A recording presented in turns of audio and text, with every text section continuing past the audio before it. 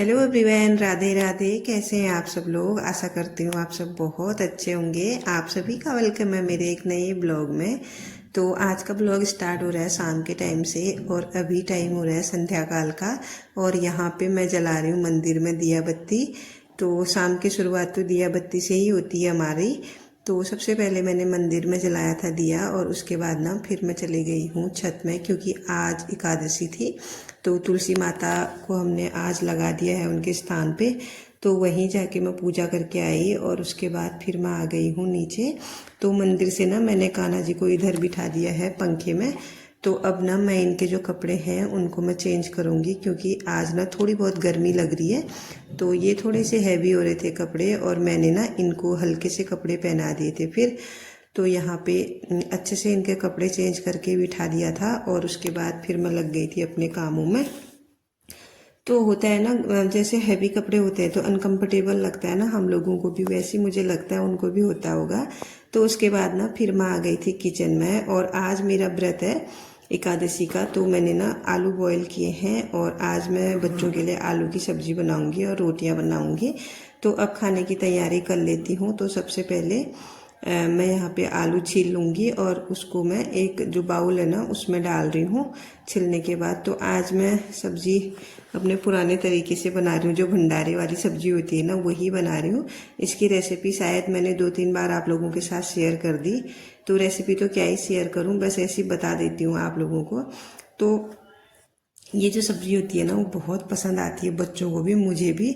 और कंचना लोग भी इसको अच्छे से खाते हैं। एक बार मैंने पहले भी बनाई थी बीच में। तो आज कंचना के कहने पे ही मैं इसको बना रही हूँ, नहीं तो मैं लौकी की बना रही थी पहले। तो फिर उन्होंने बोला नहीं आज ना ये वाली बनाते हैं, क्योंकि प्याज लहसुन भी नहीं पड़ना है।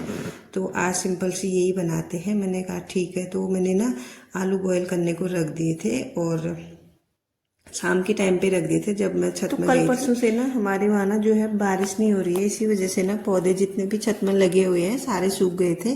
तो जैसे ही मैं उनमें पानी डाल के आई तो मेरे आलू भी ना अच्छे से बॉयल हो चुके थे। और हालांकि अभी ये अच्छे से ठंडे भी हो गए हैं, बहुत टाइम हो गया इनको बॉयल किए हुए। तो यहाँ पे छील के मैंने इनमें डाल दिया है पानी।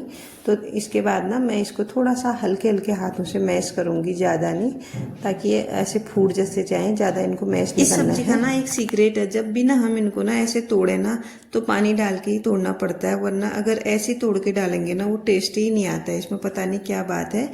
तो यहाँ पे मैंने टमाटर भी कट करके रखे थे और इनको भी मैंने अच्छे से ग्राइंड कर लिया है, मिर्ची टमाटर और अदरक।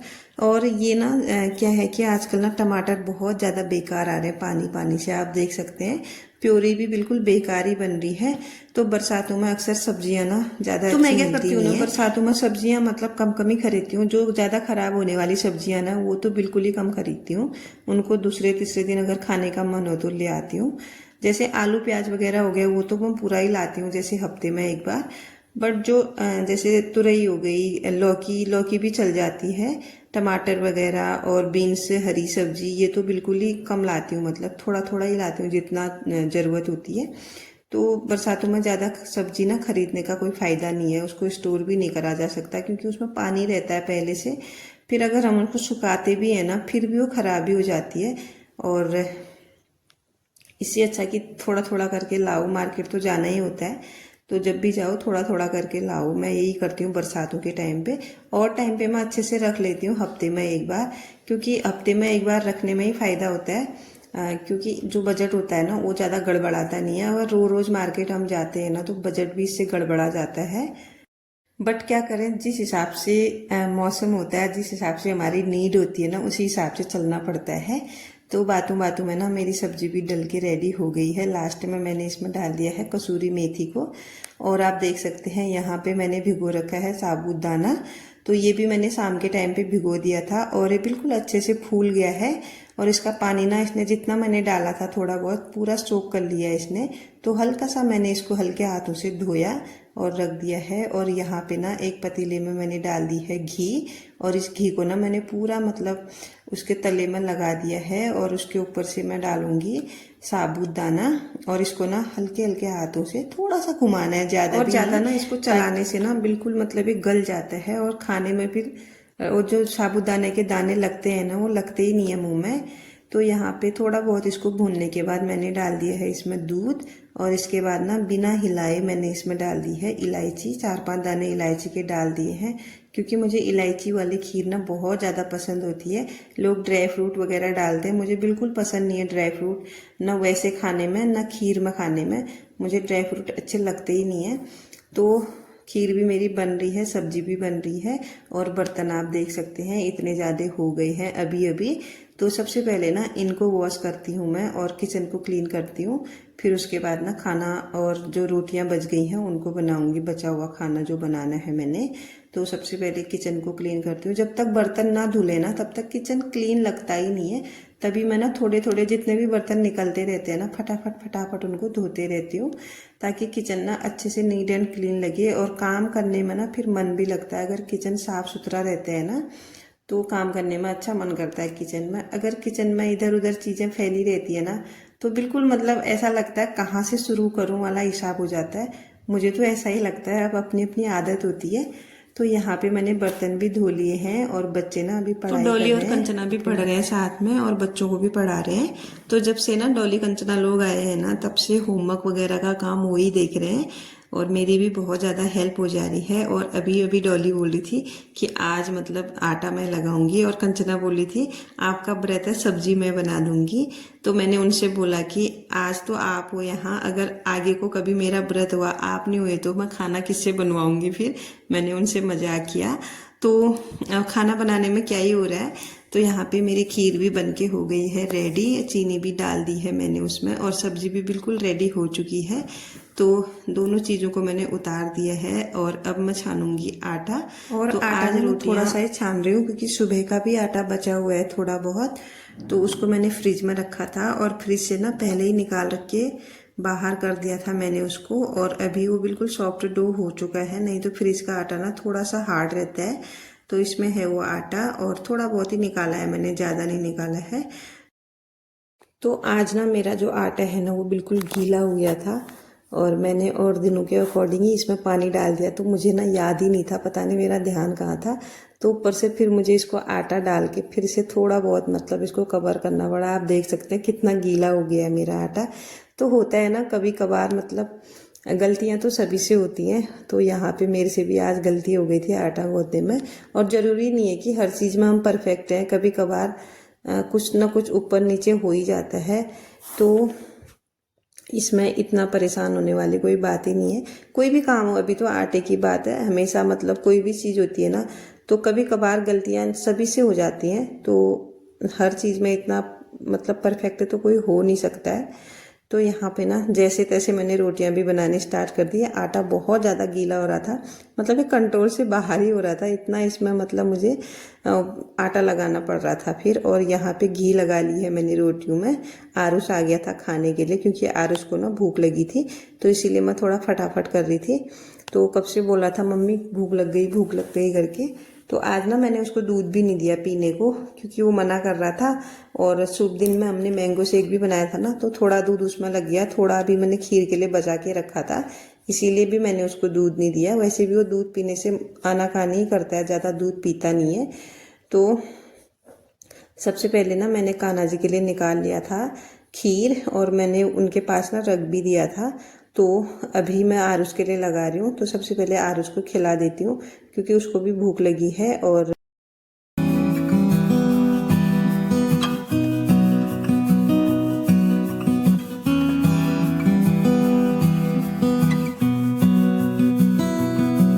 यहाँ पे ना मैंने आरुष को दे दिया है खाना, और वो ना खुद से खा लेता है आजकल। तो मुझे ना आरुष को मतलब अपने हाथ से खिलाने की कभी ज़रूरत नहीं पड़ी, जब से वो थोड़ा बहुत खाने लायक हुआ, मतलब उसने खुद से खाना सीखा, मैंने उसको सिखाया। पर उस दिन से ना मैंने उसको मतलब कभी अपने हाथ से नहीं खिलाया। हाँ, कभी कभार प्यार से मतलब खिला देती हूँ 1-2 बाइट, लेकिन ऐसे खाता नहीं है, वो खुद से ही खा लेता है।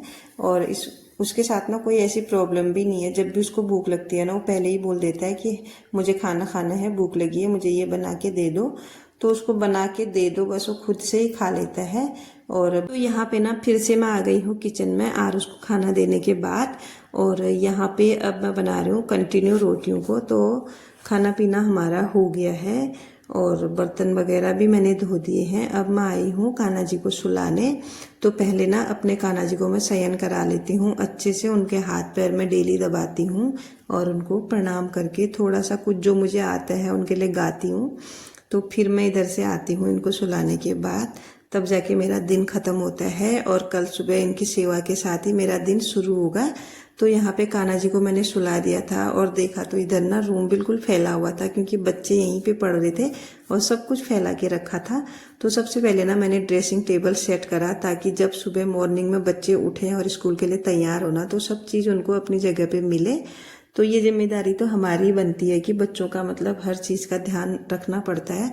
तो एक माँ की ये बहुत बड़ी जिम्मेदारी होती है और एक गृहिणी की भी बहुत बड़ी जिम्मेदारी होती है कि मतलब हर जो किसी मेंबर की भी ना वो पूरा का पूरा ख्याल रखे, उसकी ज़रूरतों का, उसकी हर एक चीज़ का मतलब वो पूरा ख्याल रखे। तो यहाँ पे बेड भी फैला हुआ था और कंचना का आया था फ़ोन मौसी का। तो कंचना अपनी मौसी से बात कर रही थी और फिर मैंने यहाँ पे जो है बेड अच्छे से क्लीन करके दोबारा से इसमें बेडशीट लगा दी, यही वाली, क्योंकि ये गंदी हो नहीं रही है, 1-2 दिन ही हो रहे हैं इसको बिछाए हुए।